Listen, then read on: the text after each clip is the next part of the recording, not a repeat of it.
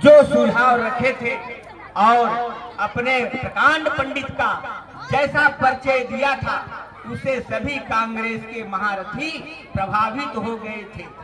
बाबा साहब की रचनात्मक समालोचना का जवाब देने के लिए उनके पास कोई साधन न था। इसलिए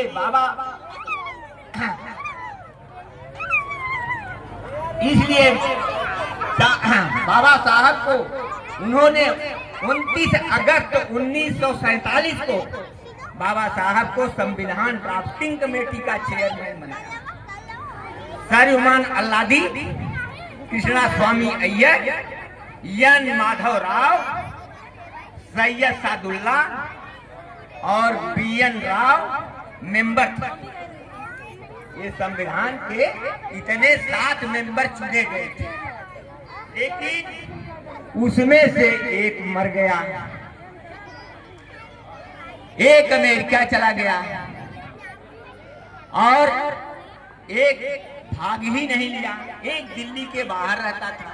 इसी तरह से किसी भी परेशानी को झेलते हुए बाबा साहब की भी तबीयत खराब थी और संविधान को उन्होंने लिखना शुरू किया।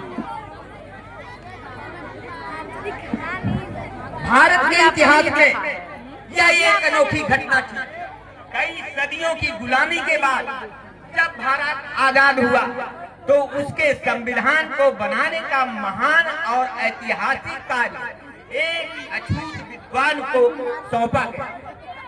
ये वे अछूत थे जिन्हें बचपन में हिंदू बच्चों के साथ बैठने की आज्ञा नहीं थी, बैलगाड़ी में बैठना मना था, प्यास लगने पर जिन्हें तालाब का गंदा पानी भी पीने की आज्ञा नहीं थी, अमेरिका से एमए पास करके वापस आने पर जिनको बड़ौदा में रहने के लिए स्थान नहीं मिला था, दफ्तरों में लेफ्टिनेंट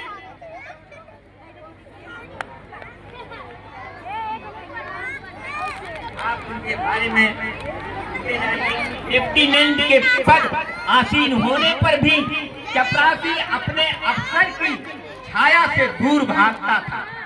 नाइयों ने जिनकी हजामत करने के लिए इनकार किया, क्षुद्र हृदय कांग्रेसियों ने ब्रिटिश का पिट्ठू कहकर गांधी जी के जन्मजात शत्रु कहकर पुकारा था।